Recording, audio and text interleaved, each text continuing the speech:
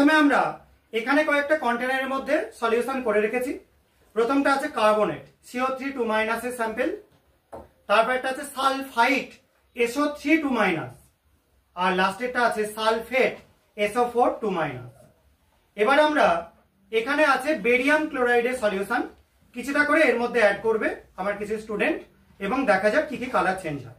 প্রথম জনায় এসে প্রথম স্যাম্পল যেটা রয়েছে তার মধ্যে বেরিয়াম ক্লোরাইড যোগ করে, ওটা তুলে নে এবং হাতটা এগিয়ে রাখ যাতে কালারটা বুঝতে পারা যায়।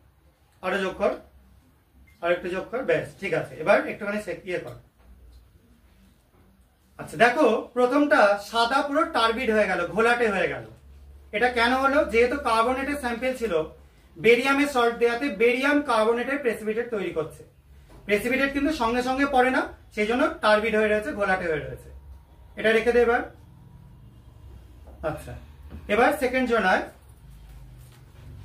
সালফাইটের যে স্যাম্পলটা ছিল ওর মধ্যে সেই same reagent barium carbonate barium chloride যোগ করবে একই রকম ভাবে। আর একটু এবার তুই একটুখানি সামান্য সেট করে সামনের দিকে দেখা।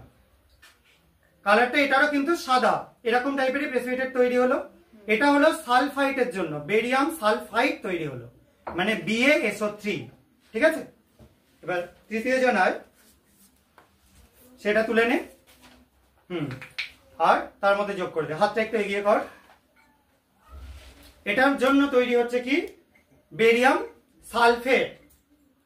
এই বেরিয়াম সালফেট হওয়ার জন্য এটা হয়ে যাচ্ছে কি সাদা রঙের টার্বিড। তিনটে সাদার মধ্যে খুব একটা বেশি পার্থক্য করা যাচ্ছে না, তিনটে কিন্তু একটা কার্বনেটের জন্য, একটা সালফাইটের জন্য এবং একটা সালফেটের জন্য। ঠিক আছে।